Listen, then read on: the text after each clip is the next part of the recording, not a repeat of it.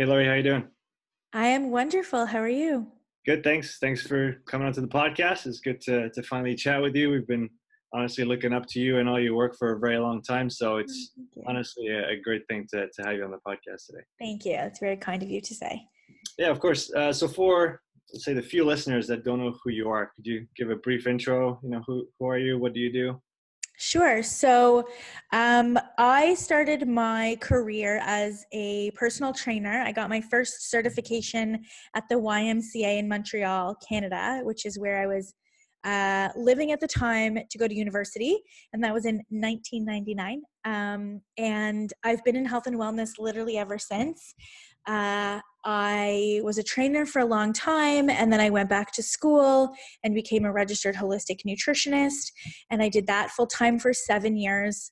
And I grew my practice to 9 different locations. And we had, at one point, we had 24 different licensed locations all across Canada, meaning that I had licensed out my program to other nutritionists, and they were using the branded form of my program.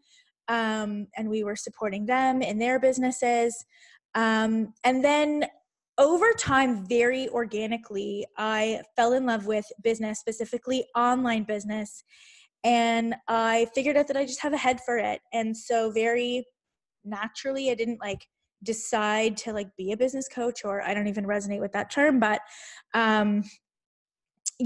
my colleagues just really started to ask me, how was I doing what I was doing? How was I running my program as a group? How was I able to run it in multiple locations without me having to facilitate it? How was I getting all these clients? How was I doing what I was doing? And so I just started really teaching them. And that just evolved into what my business is now, which is us having a platform and a community that provides business training and personal development for health practitioners who want to take their business online. What's the first thing that you saw? What was the first hint at the fact that you were good at doing the online thing? What was the first thing that popped out for you? I think that I wasn't afraid to do the work, I think, because now it's very commonplace to, especially in our industry in health, to want to have an online business. I think a lot of people might not know what that is, but they understand that it's possible. And when I first took my business online, it was 2011, 2012. That was 7 years ago now, which is crazy. There wasn't the industry wasn't the way that it obviously is now back then. And so I think because I was so ignorant to what it was, I just did what I was told. I put my head down, I did the work. I didn't question it. I didn't have a gazillion free trainings to attend, or all these people being like, should I do this or should I do this? I was very fortunate to start a long time ago where I didn't have distraction. So I think I just put my head down and I just did the work. And it was a lot of work. It's still a lot of work. But I think because I didn't have all these distractions and I didn't know any better, I didn't know that it wasn't supposed to be a lot of work, that I just did it. Do you feel like the amount of free stuff that we get now as entrepreneurs online is kind of a hindrance to actually doing the work and moving 100%. And I'll tell you why. And we struggle with this too, because we give a lot of coaching. We have moderators in our free group called Take Your Health Practice Online that we pay to support the group for free, right? There's no barrier to entry there. The difference is I had to figure out the answers on my own, which made me very resourceful. And it also gave me the ability to just brush off mistakes. So what I see now is people getting super tripped up at the tiniest, littlest thing. The thing didn't post, or whatever it is, because there's so much information being thrown at them. And it's so easy to go into a free Facebook group and ask for a gazillion opinions and, have someone look over your work. Whereas when I first started, and this is how I am even now, I have an idea, I use the Google search bar, I use the YouTube search bar, and I implement. I don't ask anyone's opinion. I don't need anyone to review it. And that's how I was even then. I think I had my sales copy reviewed one time by my business coach. I was like, is this okay? He's like, make these changes. I made the changes, and that was it. And so now I think the onset of free resources and free coaching and free mentorship and these free groups, it's slowing everybody down from taking action because it makes them feel like A, they have to take advantage of it. And so they have to show up and ask questions and they have to do all this stuff. And B, if none of those opportunities existed, how would you find the answer? Like, how would you figure out what to do? You'd have to figure it out versus going into a Facebook group or signing up for a webinar. Like, none of that existed back then. Like, we just literally next step. Okay. Oh, okay. I don't know what this is. Okay. Let me Google that. Okay. Google says to do this. There's one article on it. Let's do this. Right. And that's really what it was. It's funny that you say that because I find myself when somebody asks me a question, I find myself saying, well, you just Google it. And then, yes. And then, I don't know, you find whether it's an article, sometimes I had to dig in obscure corners of message boards. Yes. With posts that were 10 years old. And yes. But I found the answers that I was looking for. And that enables me to do the things that I had to do online. And like you said, and do you feel like, with that, I don't know, kind of Instagram kind of hold back where you have to put out something perfect right away and you can't make mistakes anymore because mistakes are bad. I feel that there's a little bit of that hold back. People don't want to put something out because they feel like if it's not good enough, then that's the end of it, where they could just recycle it and move forward, like you said. Totally. So I feel like, with all due respect to those types of personalities, it's going to be so hard for people with that type of personality and that type of mindset to be successful, because they think that every little thing matters and that people are paying so much attention to them that they're going to even notice the mistake in the first place. And so when you're first starting to grow your business, everything is a mistake because you have nothing to measure it against. Like, everything you do is a shot in the dark. Even if you're getting coaching, like I tell people in our highest level program where we're so hands-on and we're so step-by-step, I'm like, they think their first launch is going to make or break their career. I'm like, oh, you guys, like, this is just to get it done. Like, this is not going to make or break anything. This is the benchmark that we measure against for the next one. And then you have 2 to measure against for the third one.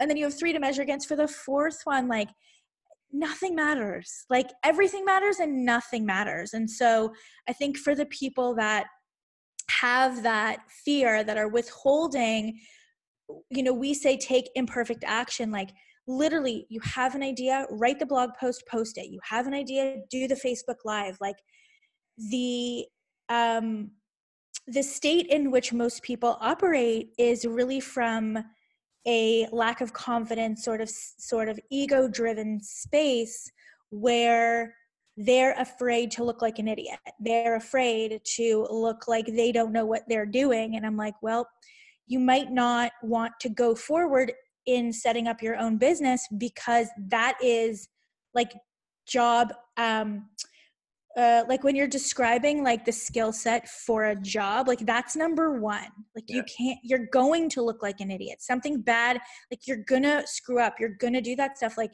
you have to be okay with it. You have to be able to be resilient and brush it off. Mm.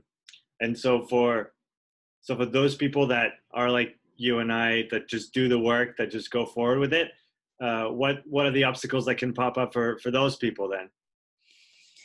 You'll waste a lot of money because you take action. Right. And so you're going to, take action to, like, I got this whole website built not too long ago, like within 2018, before we released, maybe it was the end of 2017 when we released my podcast. I wanted to like do a whole branded thing for myself because it's called the Wellness Business Hub, even though it's, it's me. Like, I wanted to like brand Lori Kennedy and do all this stuff because for a minute I thought that was necessary. And so I literally spent $3,000. We did a photo shoot. I did a website. It's never seen the light of day because at the end of the day, it just didn't end up being right. Yeah. And so I do those things sadly all the time. Not so much, that was, I think, the last biggest, like literally take $3,000 and flush it down the toilet that I've done. But things like that happen and you have to be able to roll with it. Even when I didn't have money, years ago, I would hire someone. I remember I saw somebody else doing this and I thought it was super cool. Where we had to do like after somebody opted in order to have them share, it would like release a free download. So after they would tweet it out or after they would share to Facebook, this was years ago, because now there's like really intuitive software that does this for like free basically. But that didn't exist. So we had someone build that capacity, because I saw somebody else do it and I was like, ooh, and I was like, how did you do it? They're like, it's custom. And I was like, oh, custom. Okay. So like I went on upwork.com and I like hired this guy who we still sometimes outsource to, because he was amazing, but he built me this whole custom thing and I used it for like 2 weeks.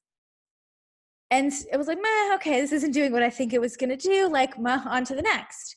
And you have to be able to just on to the next it until you find the thing that you're going to stick with. Mm-hmm. And there are certain things that you find that you like that help your business grow, certain tactics or platforms or whatever, and you're going to waste money and time siphoning through them until you find the thing that works and that you stick with for longer than 2 weeks. I like that you say that. That makes me feel a little bit better about the journey that we've had so far with this. Going back to your journey as an RHN, because most of our audience are either in school or practicing. What were the biggest obstacles that you've seen, that you ran into then and that you were able to overcome? So I went to nutrition school because I myself had experienced severe digestive system issues. I was born with candida. My digestive system literally stopped functioning.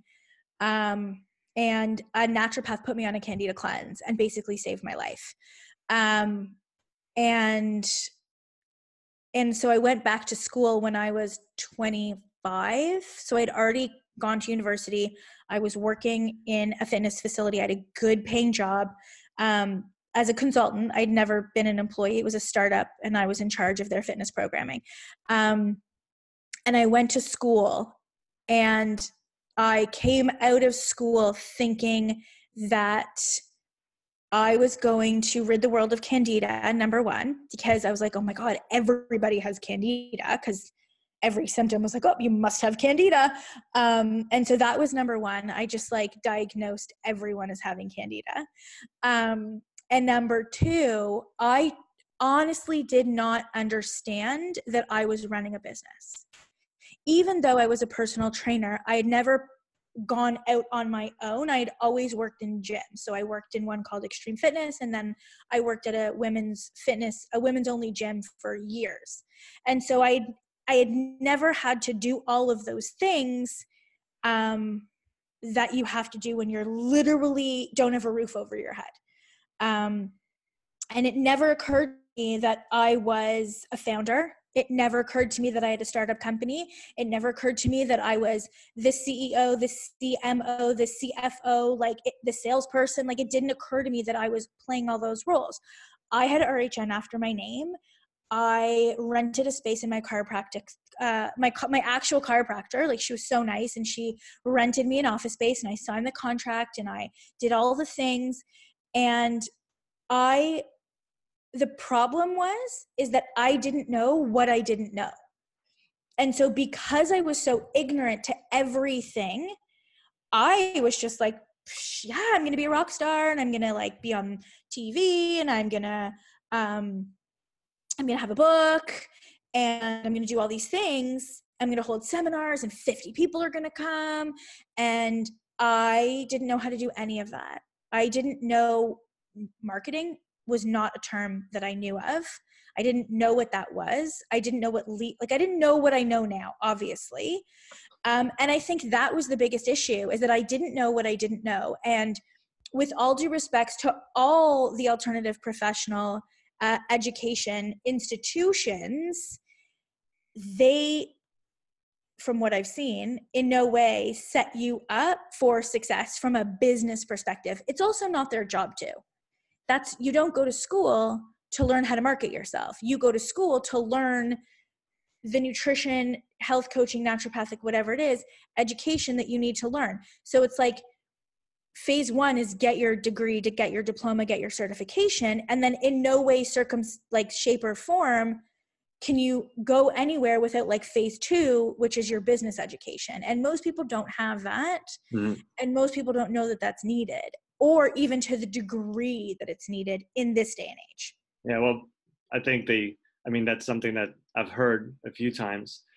So it's probably something they could at least hint at a little bit more, so that when people come out of school, I found the same thing as a personal trainer. I got my certification and I was like, people are just going to flock to me and it's going to be beautiful. And next thing you know, you go, okay, nobody knows what I'm doing. Nobody knows who I am. Now what? Mm-hmm. That's really, that the first step is kind of daunting, because like you said, it dawns on you, realize how little you know and how much there is to do to even just get your first client. How did you operate in that context? What did you do to get yourself started moving forward?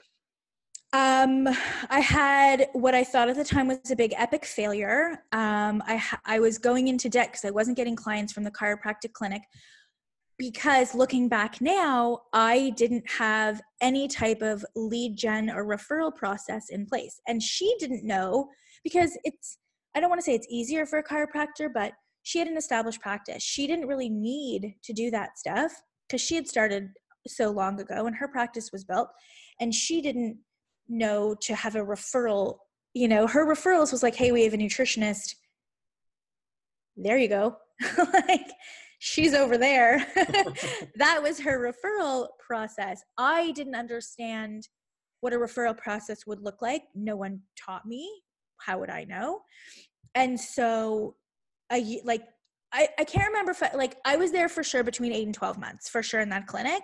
And I was newly married and I was like going into debt, playing with my hobby business. And I had to resign from the clinic. And I went back to the gym that I was personal training at, and I started personal training again because I needed to make money. And it just so happens that the nutritionist that was there, she got fired. And so within a month of going back to that gym, I took over her client base and I took over her program.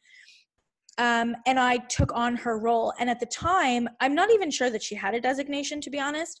But she was teaching the zone diet, which is 40, 30, 30 macros. Yeah. And that was the first foray into scalability. Yeah. Because she was teaching the same thing to everybody. Whereas I was taught to create 2,500 page protocols for each individual person. Yeah. Right. And I had to take over her clients, and they're coming in with like a one sheet. And I'm like, where's food combining on this sheet? Like, where's your lemon water? They're like, lemon water? They're like, no, I'm eating 40, 30, 30, which is 30 grams of carbs, 25 grams of protein, 5 grams of fat at every meal 4 times a day. I was like, oh, well, that's easy. Okay, I can do that. But I couldn't, because I never learned calories and grams.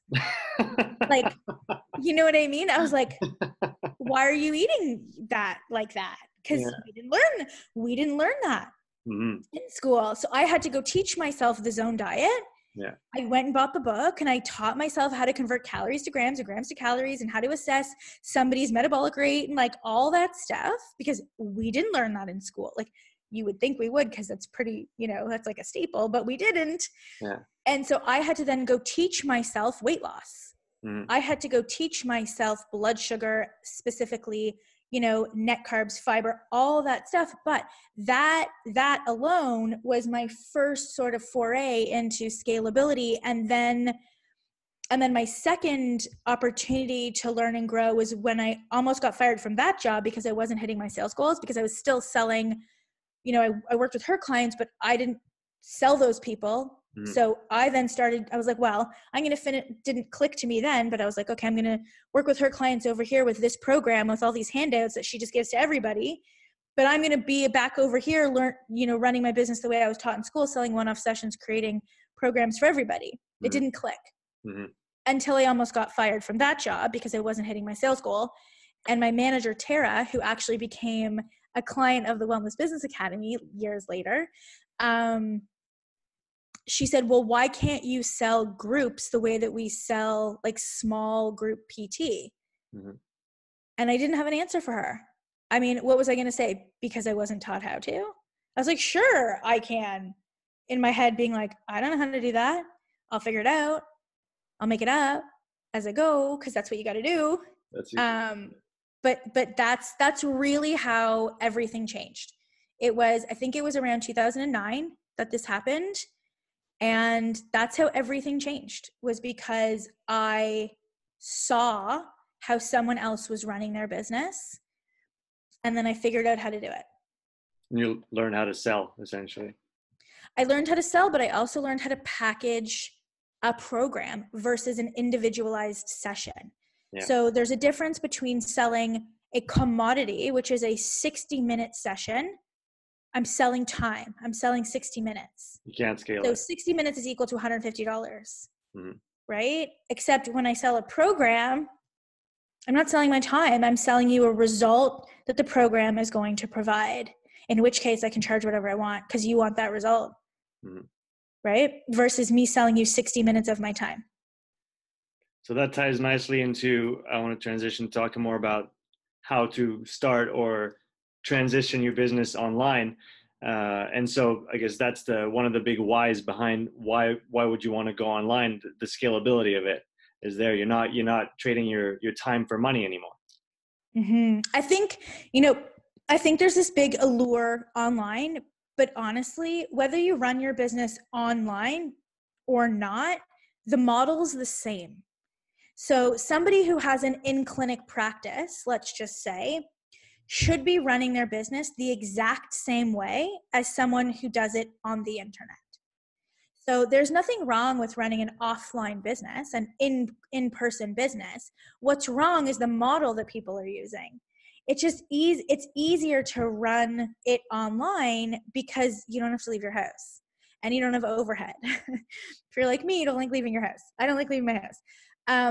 And it just allows you to really reach a much wider audience. But the model that you would use is literally the exact same online or offline. And a lot of the tools that you would use too are the same. So what I see a lot of, let's say, health practitioners, nutritionists doing is they're running their business offline one way and then they're running their business online another way. And I'm like, why are you doing, like, your business is your business. It's like, I always relate it back to like a physical location. So if you had two physical locations, one's going to sell socks and the other one's going to sell pants. Like, that doesn't make any sense. Both should sell socks or both should sell pants.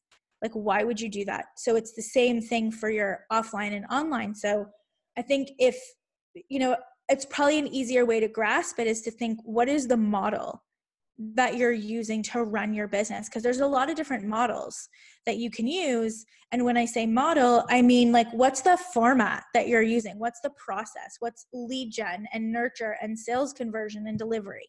Like, what are those steps or systems that you have in place to do those things? Because if you don't have those things, you just have like random tactics that if you take a day off, they stop working. And that's not a business. That's like a job. Right. That's not a business. A business should be able to function without you versus a job that you need to like push paper every day. Can you talk a little bit more about the format that you teach through your program? Sure. So what I want everybody to think about is everything that you do more than 3 times. So most of us do the same thing, say the same thing over and over and over again. And so part of my pain back in the day was I don't like repeating myself. I get bored really easily. And it annoys me, frankly, when I have to repeat myself and when I have to do repetitive tasks. And so it's easy to think about all of the things that you repeat. Those are all the things that we can put into systems. And so businesses have 4 or 5 major functions, right? So you have your ideal client, you have your lead gen, then once they're in your world through your lead magnet or whatever you're using to capture that, You have a nurture sequence. You have to get them to know, like, and trust you.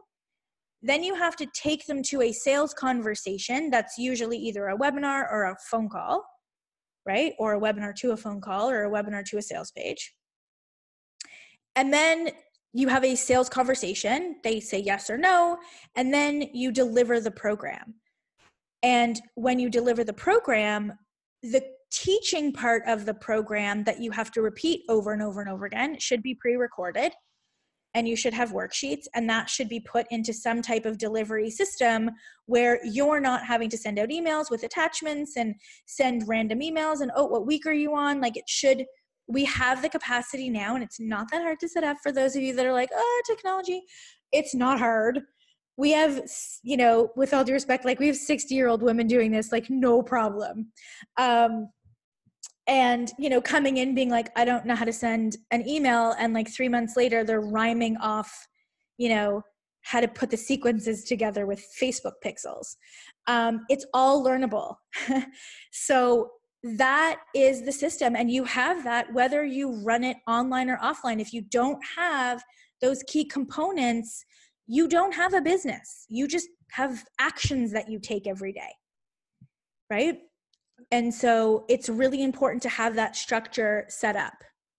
And so what's the first thing that someone needs to do when they, you know, now that the cat's out of the bag, we need to do all those things properly if we want to run an actual business instead of having to do those same things every day. Where does one start? What's the first thing to do? It's a good question. So the way that we start with every client, whether you're in the 10K Success System or the WBA, which is the Wellness Business Academy, we start with your ideal client.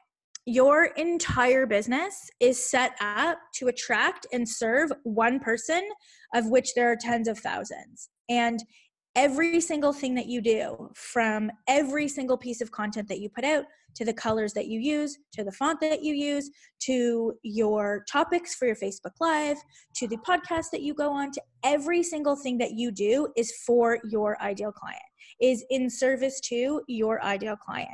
And so if you've ever caught yourself being like, I don't know what to write, or I don't know what to say, or whatever, you are then not clear on your ideal client. And so we start with everybody there, and we go through their ideal client, and specifically, what is the problem according to the ideal client?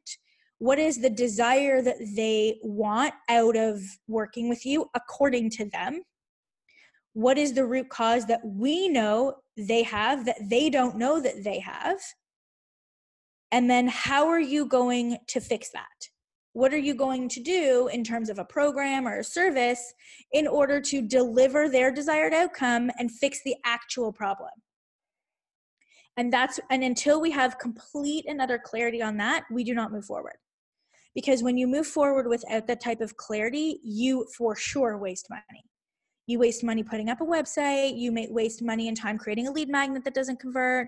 You waste money putting together a program that nobody buys, because you don't start with getting super and clear on your ideal client over and above like their age, their marital status, and the magazines that they read, right? That's fine, but we really need to understand their desire, their problem, and what they want the solution to be. And then what's the actual cause of the problem that they have that they're completely unaware of, that they don't know that they have, because then you have to educate them on that. And so that's where I would start. Do you find that there's ever a connection between the background of the practitioner, what issues they've gone through, or what Yes. and then what ideal client they choose? Yes, for sure. Or I think, you know, we all got into this because we likely experienced some type of health trauma, or we saw a loved one go through some type of health trauma, or you're just super passionate about a particular type of health or fitness. And so it's natural and very normal to model your ideal client after yourself. Please keep in mind, I don't care whatever level you're at, you are not your ideal client. By virtue of the fact that you're even listening to this podcast, and also that you've done some type of formal education, even if you still drink Diet Coke and eat chips, which I do, you are not your ideal client anymore because your mentality has shifted. You value health. You're doing some, if not most of the things that you know you need to do. You are not your ideal client. And so it's really hard. Too many RHNs, health professionals, use clinical words. If you're using clinical words, you're not your ideal client. So yes, I think it's very common to model your ICA after your own journey. Just keep in mind that you're 10,000 steps ahead of them. Even if it doesn't feel like that, even if you're like so ashamed of where you are, you're still 10,000 steps ahead of the layperson, shopping predominantly out at Walmart or whatever, who doesn't even know what a nutritionist does, right? Because that's the general population. We just happen to live in a bubble where we're like, how come like everybody knows this? We're like, nobody knows this, right? And so maybe going on a little bit of a tangent, since you're not your ideal client anymore, have you ever actually outsourced that to someone else and hired a nutritionist for yourself, for example? Like for me to keep me accountable for my own health? Yes. Oh, totally. I was a personal trainer. Like I have a personal trainer that I pay. I go see functional medicine doctors all the time. I worked with a friend of mine named Jen Pike for a while to get my hormones on track. I have zero problem paying anyone who can help me. Why? Because I need accountability. I'm a normal person. I need to be held accountable. And to be honest, I don't want to think about it. I want just someone to tell me what to do. So for sure, I would hire someone if I had a health problem. I don't know enough about nutrition. I know weight loss still, like the back of my hand, because that's what I did full time for like a decade. I know weight loss, no problem. Anything over and above weight loss, I'm totally clueless. I know weight loss, I should say, I know weight loss and candida and digestion. I know that. Like my daughter's having an issue right now and I'm totally like, I was like, oh, this is all coming back to me now. I can deal with that. Anything over and above like candida related issues and weight loss, I'm out. And so is that something you'd recommend to practitioners to actually pay money to invest in having someone look at them instead of trying to fix themselves all the time? So the way that I would answer that is be the client you want to have. If you're not willing to pay someone top dollar to invest back in your own health, why would anyone pay you? If you're not willing to invest in yourself to grow, whether that's from a nutritionist perspective or a business perspective or a mindset perspective, and you're nickel and diming and you're asking everyone for information for free and you're not willing to like invest in yourself, then what gives you the gumption to think that people should invest in you? Like, I didn't use gumption right. I really wanted to say balls, but like, what gives you the right is really what I want to say. Gumption doesn't fit at all. What gives you the right to then ask people to invest in you if you're not willing to invest in yourself? Right? So of course, like anytime an opportunity presents itself for me to invest and to grow, 100% I'll take it. And so once someone has their ideal client, now how do you move forward from that? So once they have their ideal client, then you would I would start collecting leads. You want to start building your email list. Contrary to like Instagram and social media, you go ask anyone who has a real thriving business, and it's all about the email list still. You can't hard sell on social media. You can't overly promote. Social media is good to build your brand and to get people to like you. You convert via email.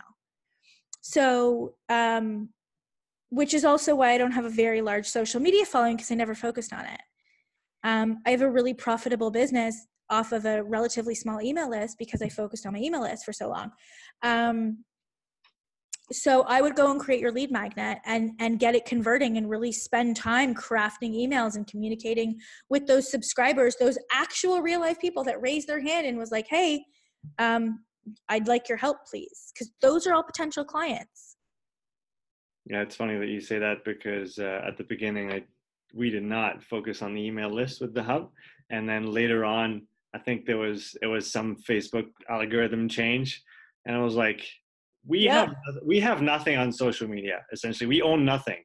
But Nothing. I went back to you, and you were like, the data is all you own, right? When you have the email list, those are your emails, Mm-hmm. and people have given them to you, so you have the right to keep them, and you have the right to use them, Yep. as long as the people are still willing to be on the list. Yeah. But with the changing environment, like constantly changing environment of social media, you don't own your followers in the sense. Like from No. one day to the next, you could be totally shut off to being able to even show your posts to your followers. Mm-hmm. Hence the need to Yep. have that email list. And Yep. so, do you usually recommend that people start with creating a lead magnet and using that to start to collect emails? Yep.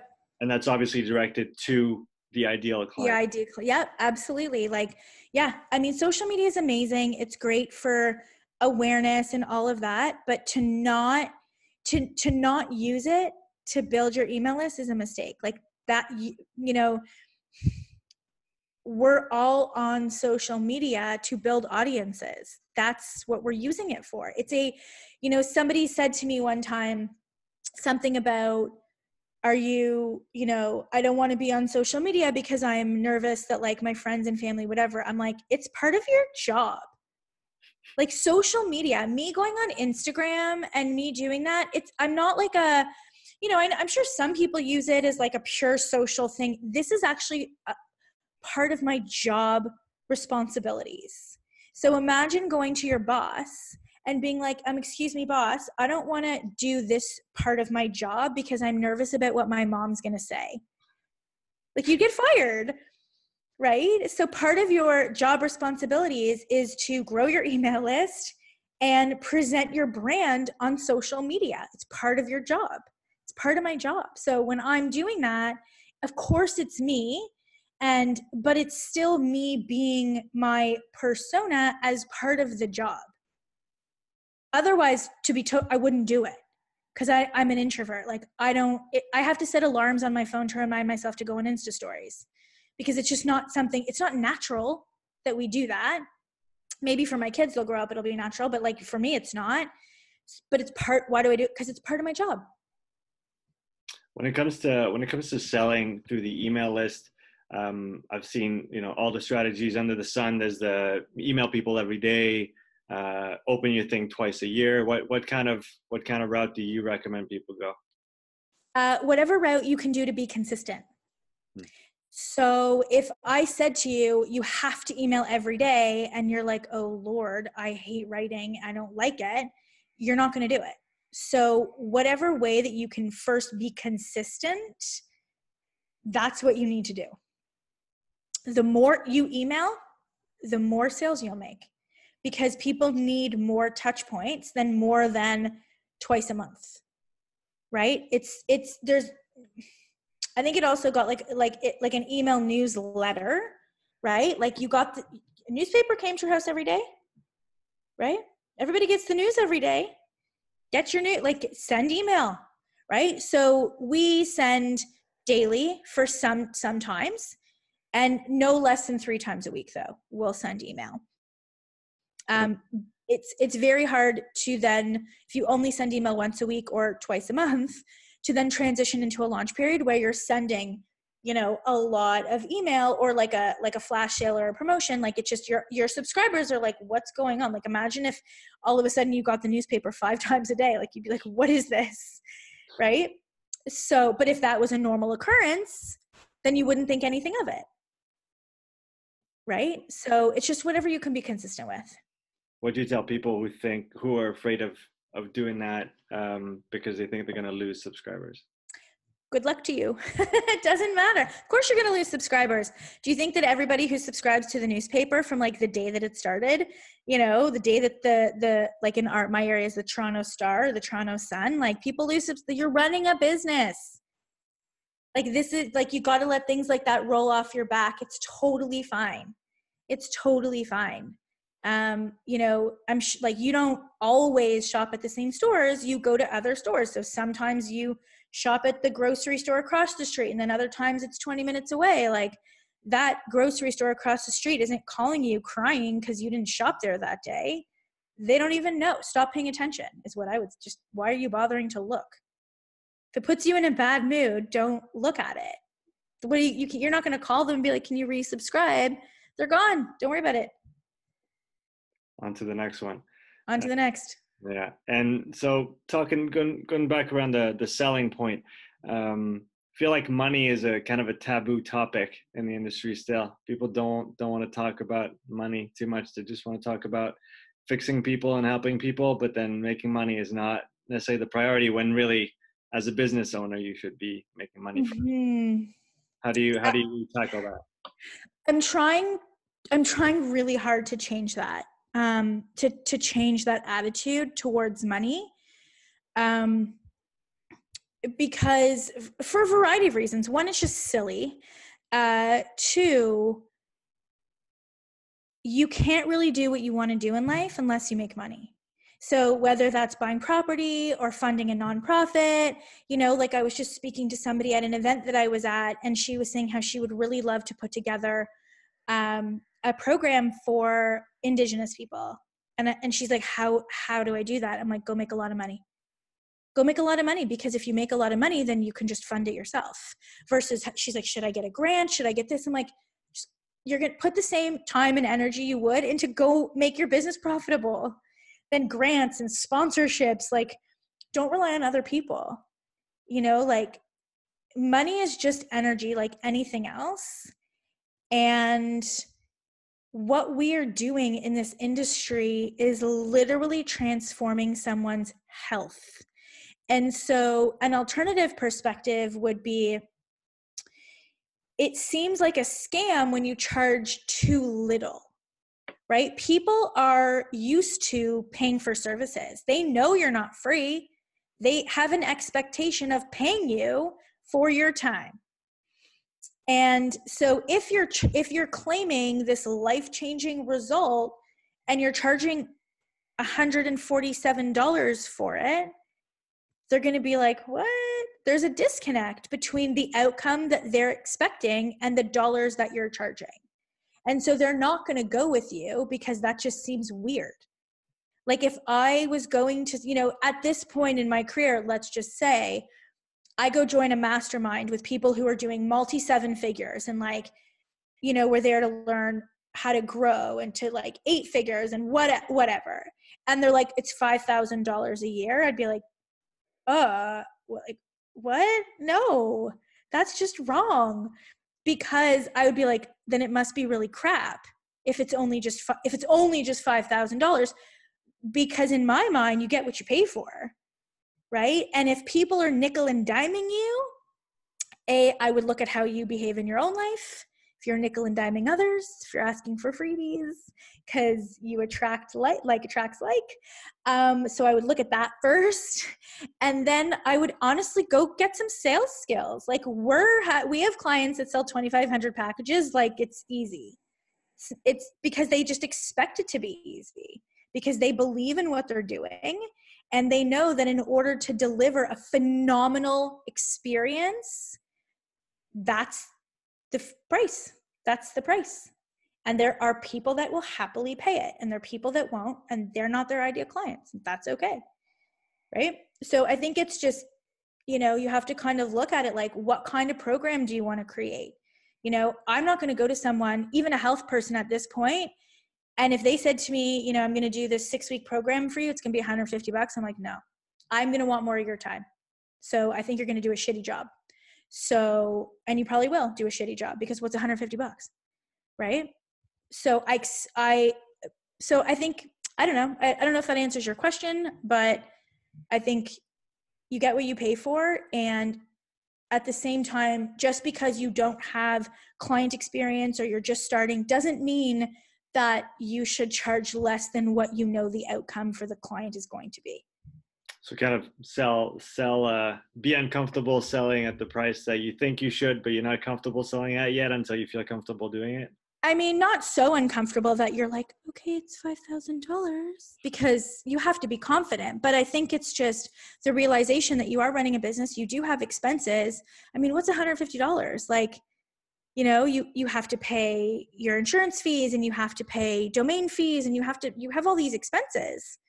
So if you know that your expenses every month are $1,000 and you're selling a 60-minute session for $150, good luck to you. Right? Like you're never going to be able to get out of the hole.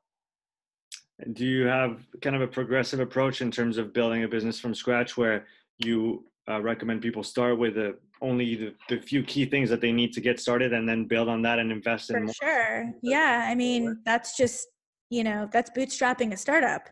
So what are the primordial things that somebody should look for? Like, does somebody need a website right away? Is that something that... No, you don't need a website right away. All you need is an email service provider. That's it. So like we recommend ActiveCampaign. You can go with MailChimp, it's free. Whatever, we recommend ActiveCampaign, because I want you to... Email is the most important. So I want you to start as you're going to finish. And right now, MailChimp doesn't have the capabilities that I know you're going to need in year 2, year 3, and year 5. You might not see it right now, but I do. So that's why we recommend ActiveCampaign. And it charges you based on list size. So I think the bottom is like $19 a month or something, US. But that's really all you need. You need a Facebook page, an Instagram page. You post your free content there. You can create your opt-in page in ActiveCampaign. You can do everything in ActiveCampaign. If you then want to take it to the next step, you can get ClickFunnels. So you're basically spending $120 US a month, and you can run your entire business from those 2 platforms. You need nothing else. Zero. Literally zero. You connect to Stripe or PayPal, which is free. You only pay percentage upon use. You need nothing else.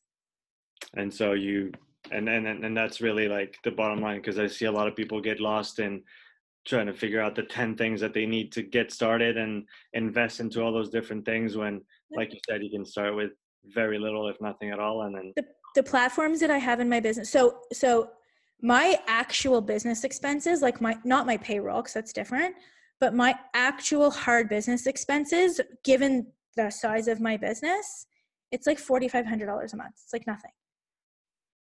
Because I use like 5 platforms. That's it. I run my whole business out of Entreport. It's $400 a month, and ClickFunnels. Mm-hmm. That's it. Right? We have Zoom, and we have an online scheduler for all of our calls. Like those are the 4. We use G Drive, so I pay for storage, but like technically G Drive's free. Right. That's it. Like you need an email marketing platform, you need a marketing platform like ClickFunnels, and you need an online scheduler. You need 3 platforms. You run a very successful business off 3 platforms. You don't need anything else. And say for someone, so just starting out, you got the email provider, you got your lead magnets. How do you start selling that program that you've built? What's the first thing you need to do there? You need to get people into a sales conversation. So you need to book them into either a sales call, or you need to sell off a webinar. And so you do that off the email list when they sign in. Mm-hmm. You have a whole sequence. Yep. And then that goes into, hey, let's get on the phone and let's have a chat about this. Yeah. Can you talk about the only/without statement that you talk about? Only/without statement. Yes. Okay. So this is like for headlines and stuff. So when you are writing anything, the whole goal of writing content is to get your ideal client's attention. And so if your headline is something like 5 reasons to hydrate, that's boring, it's vanilla, and no one's paying attention to you. But because you know your ideal client, you know that they don't like drinking water. And so your headline can be 5 simple ways to drink water without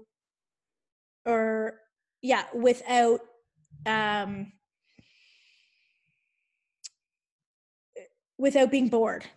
Mm. Or without it being tasteless. So the without part speaks to things they don't like, things they don't want to stop doing, so that you're catching their attention, right? or how to stay hydrated without giving up coffee. Right. That would be, 5 ways to stay hydrated without giving up coffee, because they don't want to give up coffee. But most people know that coffee is not that great. Like, you shouldn't be drinking coffee all day, right? Yeah. So 5 ways to drink more water, stay hydrated without giving up coffee and wine. So they're like, oh, okay, I don't have to give that up. Okay, cool. I'll read this because now I'm curious. So if you use only or without, it makes the headline so much more powerful, right? Or what's an example of only? So I can't think of one off the top of my head right now, but maybe it's something like, in only 5 days. So if you were like, how to get rid of your sugar cravings in only 5 days, it's a short period of time. And so again, it's making the headline so much more powerful and so much more provocative and so much more curiosity based, so that it catches the attention of the person versus how to get rid of sugar cravings. If in only or without giving up your favorite foods. And so that's a statement that you recommend people kind of write up for their own business and use, on their different platforms, mm-hmm. so that they can differentiate themselves not only from the competition, but actually talk truly for to sure. The client.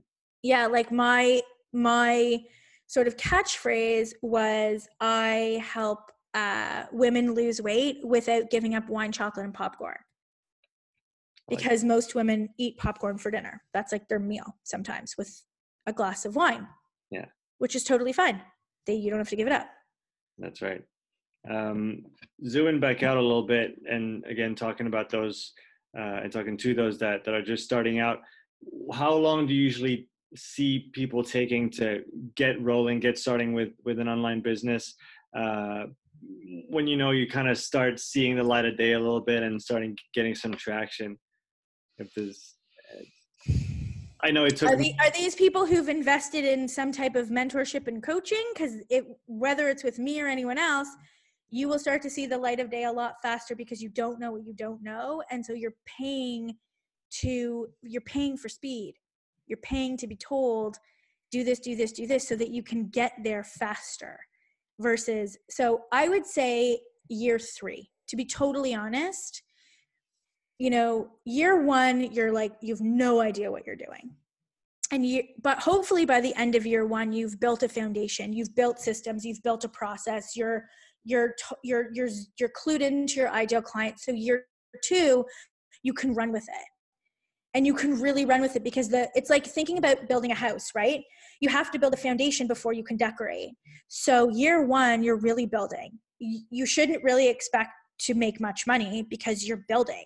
It's like, you shouldn't expect to go pillow shopping if they haven't even dug the hole to the house. Like, that's silly, right? You can go and look, but like, why are you buying pillows? You're like a year away. So you have to dig the hole and build the foundation. And that usually takes a year. We get people to do it in 5 months, but that's because we're like hustling them along. Typically, it can take a year to really build that foundation. And then in year 2, because the foundation is built, you're able to really run with it and like test it and see what works and what doesn't. And then year 3, you've kind of figured it out. And that's when you can really grow, if you make it to year 3. And if you get past year 3 and you are in any way profitable, then you probably stand a good chance. I mean, you've gone through the first like worst 3 years. So you probably stand a chance of growing.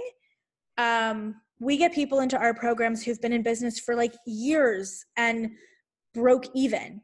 And I was like, why'd you stay? They just love it. It's their passion. So, I think it's unrealistic if you're starting from zilch, like scratch, to really expect to make more than, 20 or 30 grand in the first like 1 to 2 years. I think that's an important message, because I feel like a lot of information out there tells everybody that within a couple months they'll be, just living the life, and within 6 months. And I mean, it's not impossible, but like you're saying, those things do take time, especially when you have, Let me explain why that's hard to do. The whole idea of 6 figures in 90 days or whatever the case may be, that requires you to take in a lot of clients in a short period of time. So 6 figures, if you're going to make 6 figures in a year, that's $8,300 a month, right? That would mean that you're probably taking in anywhere from, let's say, if you sell a program at $1,000, you're taking in anywhere from 8 to 12 clients a month. If you're just starting, you don't have the infrastructure for that. You don't have customer service. You don't have systems. If you're just starting and you're taking 12 clients a month, you're working 20 hours a day. And most people don't do that, right? You don't have the infrastructure to be able to properly and professionally support 8 to 12 clients a month, because those clients, if you're charging, let's say $1,000, that's usually on like an 8-week or 12-week commitment. So you're now having to get 8 clients month 1, 8 clients month 2, 8 clients month 3. That's 30 some odd clients. You don't have I promise you don't have the infrastructure for that. You don't even know what that's like, right? And so that's why if you're literally starting from scratch, it's really hard to be able to fulfill on that promise. And so the people that are doing 6 figures in 90 days or 6 figures in 6 months or 6 figures in a year are likely established. And that's what nobody tells you. It's like the person that just did a 6-figure launch has been in business for 3 years, and they're just showing like a little caption of time. And you're like, oh God, like I'm a health coach too. How come I can't do that? Well, or a nutritionist. Well, it's because you just started like 6 months ago and you got nothing. You don't even have any idea, nor should you expect to do something like that, because you wouldn't be able to support it. It would end up being very bad. People would complain and you would get burnt out. So take your time, build the infrastructure. And then, even in my business, we had to come to a very hard realization 2 years ago that if we wanted to grow, I had to bring people on and train them before I had the money to do so, because there was no way that my program could accommodate 100 more people, given the type of support and customer service that I want to give. So we had to invest in growing my team before I grew the revenue to be able to fund the team, because I knew that I would be able to grow the program, but I couldn't grow the program until I had the right supports in place. So you have to invest money first in order to make the money. And for those who feel like they're kind of burning the candle at both ends and reaching the edge a little bit of what they can actually do, what do you recommend to entrepreneurs in that?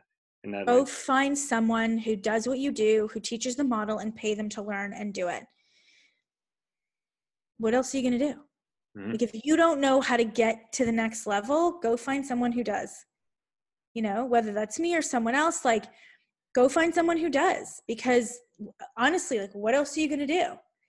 You don't have to, if you're in pain because your business is capped. We have a lot of clients who were capped because they were running that old model, right? And they didn't know how to restructure their company to be able to grow it. And so they asked for help. I did the same. I still do the same, right? When I don't know how to get to the next level, the only thing that I do is I go find someone who's at that level and I pay them to show me how to get there. It's the only thing I do. Laura, it's been great. I have a couple small questions to finish off. Sure. Who have been your biggest inspirations coming up as you started in the space and got to where you are today? Who are the people you always looked up to? Well, I think I'd have to credit Bedros Keuilian and Craig Ballantyne, because they've been business coaches and mentors of mine since day one. So I'm always watching them because, well, Bedros' business and Craig's business is much bigger than mine. So I'm always watching what they're doing. I've watched Sheryl Sandberg navigate. So she's, I think, the COO of Facebook. I've watched her navigate her life and all of that, the struggles that she's gone through. My mom, to be totally honest. Um, I don't pay attention to a lot of people. I mean, I have, you know, Oprah, Sarah Blakely from Spanx. Like, I mean, I have people that I admire for sure, and that, you know, women that I look up to and stuff, but I don't I don't really pay attention. I just keep my head down and do the work. Yeah, I think that's, I mean, what you've built kind of shows that you don't spend too much time comparing yourself to others and just go forward No. with what you want to do. Books, do you read much? I don't read much anymore. I listen to loads of audiobooks. Okay. Um, Any recommendations for up and coming yes. practitioners? Okay. First of all, money books. The Science of Getting Rich by Wallace D. Wattles. I've listened to that book so many times. Another book called Influence by Robert Cialdini. That's a super, super helpful book.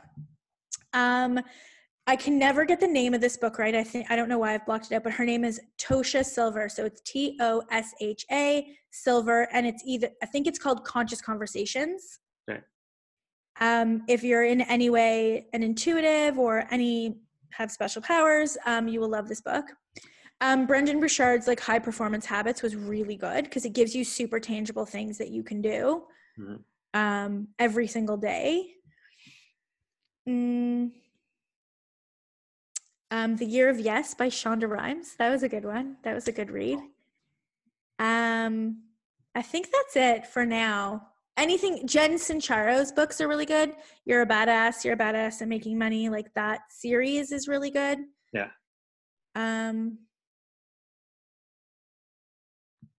Yeah, I think that's it.